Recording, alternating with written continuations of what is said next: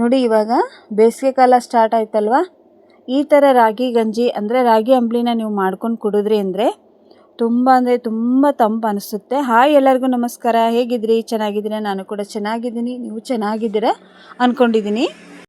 Welcome to my Banashankari all in one ಚಾನಲ್ಗೆ ಬನ್ನಿ. ಮತ್ತು ಯಾವ ಥರ ಮಾಡೋದು ಅಂತ ಹೇಳ್ಕೊಡ್ತೀನಿ. ಇಲ್ಲಿ ನೋಡಿ, ಒಂದು ಪಾತ್ರೆಯಲ್ಲಿ ಸ್ವಲ್ಪ ನೀರು ಸ್ವಲ್ಪ ಉಪ್ಪನ್ನು ಹಾಕಿ ಹೆಸರು ಕಾಯೋದಕ್ಕೆ ಇಟ್ಟಿದ್ದೀನಿ, ಅಂದರೆ ನೀರು ಕಾಯೋದಕ್ಕೆ ಇಟ್ಟಿದ್ದೀನಿ. ಇದು ಫುಲ್ಲು ಕುದಿಬೇಕು, ಅಲ್ಲಿವರೆಗೂ ನಾವು ಹಿಟ್ಟನ್ನು ರೆಡಿ ಮಾಡ್ಕೊಳ್ಳೋಣ. ಬನ್ನಿ, ರಾಗಿ ಹಿಟ್ಟನ್ನು ತೊಗೋಬೇಕು. ನೋಡಿ, ನಾನಿಲ್ಲಿ ರಾಗಿ ಹಿಟ್ಟನ್ನು ತೊಗೊಂಡಿದ್ದೀನಿ, ಕ್ಲೀನ್ ಮಾಡಿ. ನೋಡಿ, ರಾಗಿ ಹಿಟ್ಟ ತೊಗೊಂಡಿದ್ದೀನಿ, ಸ್ವಲ್ಪ ಆದರೆ ಸಾಕು. ನೋಡಿ, ಇವಾಗ ಇದಕ್ಕೆ ಸ್ವಲ್ಪ ನೀರನ್ನು ಹಾಕಿ ನಾವು ಗಂಟು ಆಗದೆ ಥರ ಕಲಿಸ್ಕೋಬೇಕು. ನೋಡಿ, ಸ್ವಲ್ಪ ನೀರು ಹಾಕಿ ಗಂಟು ಆಗದೆ ಥರ ನಾವು ಹಿಟ್ಟನ್ನು ಕಲಿಸ್ಕೊಳ್ಳೋಣ. ಗಂಟು ಆಯಿತು ಅಂದರೆ ಫ್ರೆಂಡ್ಸ್ ಅಂಬಲಿ ಮತ್ತು ಚೆನ್ನಾಗಿ ಬರೋದಿಲ್ಲ, ಅದಕ್ಕೆ ಹೇಳ್ತಾ ಇದ್ದೀನಿ.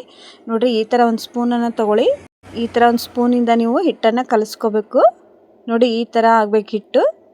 ಈ ಥರ ಹಿಟ್ಟನ್ನು ನೀವು ಕಲಿಸ್ಕೊಂಡು ರೆಡಿ ಮಾಡ್ಕೊಂಡು ಇಟ್ಕೊಂಡ್ರೆ ಸ್ವಲ್ಪ ಇದಕ್ಕೆ ಅಜ್ವಾನನ್ನು ಹಾಕಬೇಕು. ನೋಡಿರಿ, ತುಂಬ ಒಳ್ಳೆಯದು ಅಜ್ವಾನ, ಅದಕ್ಕೆ ಹೇಳ್ತಾ ಇದ್ದೀನಿ. ಸ್ವಲ್ಪ ಅಜ್ವಾನ ಹಾಕಿ ನೀವು ಗಂಜಿ ಮಾಡ್ಕೊಳ್ಳಿ, ಅದರ ಟೇಸ್ಟೇ ಬೇರೆ ಆಗುತ್ತೆ. ಅದಕ್ಕೆ ನಾನಿಲ್ಲಿ ಸ್ವಲ್ಪ ಅಜ್ವಾನನ್ನು ಒಂದು ಸ್ವಲ್ಪ ನಾನು ಕುಟ್ಕೊಂಬಂದಿದ್ದೀನಿ. ನೋಡಿ, ಕುಟ್ಟೋ ಕಲ್ಲಲ್ಲಿ ಈ ಥರ ಸ್ವಲ್ಪ ಕುಟ್ಕೊಂಬಂದಿದ್ದೀನಿ, ಅಜ್ಲ ಬಜ್ಲ ಅಂತ ಹೇಳ್ತೇವಲ್ಲ ಆ ಥರ ಕುಟ್ಕೊಂಬಂದಿದ್ದೀನಿ. ಅದನ್ನು ಇಲ್ಲಿ ಕುದಿಯೋ ನೀರಿಗೆ ಹಾಕಬೇಕು.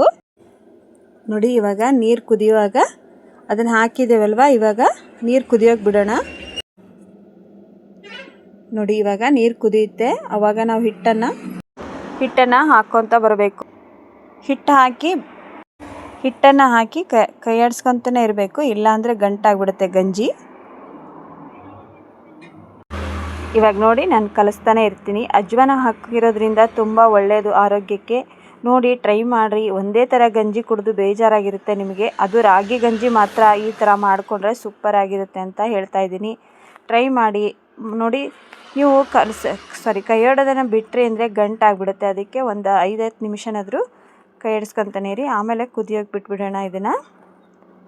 ಇದು ತುಂಬ ಸಖತ್ತಾಗಿರುವಂತಹ ರೆಸಿಪಿ, ಟ್ರೈ ಮಾಡಿ ನೋಡಿ. ಸ್ವಲ್ಪ ಬಿಟ್ಟರೆ ಸಹಿತ ಗಂಟಾಗ್ಬಿಡುತ್ತೆ, ಟೇಸ್ಟ್ ಬರೋದಿಲ್ಲ ರಾಗಿ ಗಂಜಿ.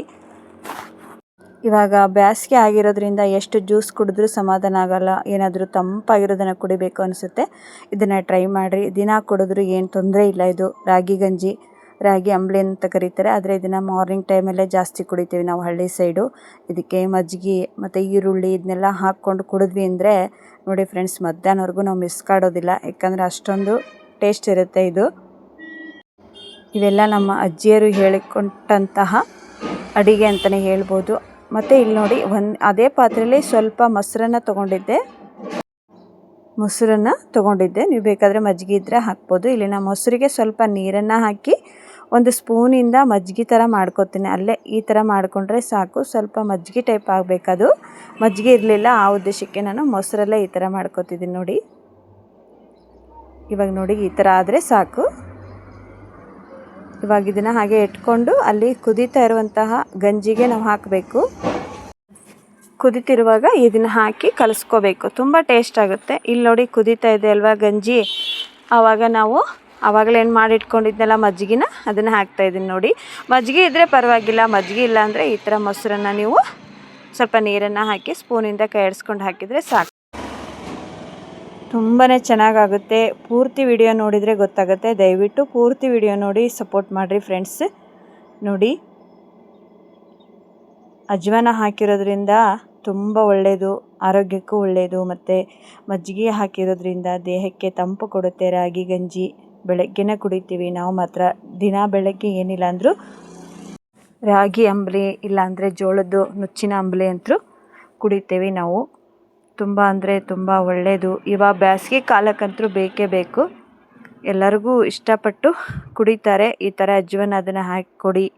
ಒಂದೇ ಥರ ಗಂಜಿ ಕುಡಿದು ಬೇಜಾರಾಗಿರುತ್ತೆ ಅಲ್ವಾ, ಅವಾಗ ಈ ಥರ ಮಾಡಿಕೊಡಿ, ಇಷ್ಟಪಟ್ಟು ಕುಡಿತಾರೆ. ನೋಡಿ, ಇವಾಗ ಇದಕ್ಕೆ ಮೇಲೆ ಸ್ವಲ್ಪ ಈರುಳ್ಳಿ ಸ್ವಲ್ಪ ಕೊತ್ತಂಬರಿ ಸೊಪ್ಪನ್ನು ನಾನು ಹಾಕ್ತಿದ್ದೀನಿ. ನೀವು ಬೇಕು ಅಂದರೆ ಹಾಕ್ಬೋದು, ಬೇಡ ಅಂದರೆ ಸ್ಕಿಪ್ ಮಾಡಿ. ಬೇಕಾದರೆ ಈರುಳ್ಳಿನಾದರೂ ಹಾಕ್ಕೊಳ್ಳಿ, ಕೊತ್ತಂಬರಿ ಸೊಪ್ಪು ಬೇಡ ಅನ್ನೋರು ಈರುಳ್ಳಿನ ಅಷ್ಟೇ ಹಾಕ್ರಿ. ನೋಡಿ, ಇವಾಗ ಈ ಥರ ಹಾಕಿದರೆ ತುಂಬ ಟೇಸ್ಟ್ ಆಗುತ್ತೆ, ಮಕ್ಕಳು ಇಷ್ಟಪಟ್ಟು ತಿಂತಾರೆ.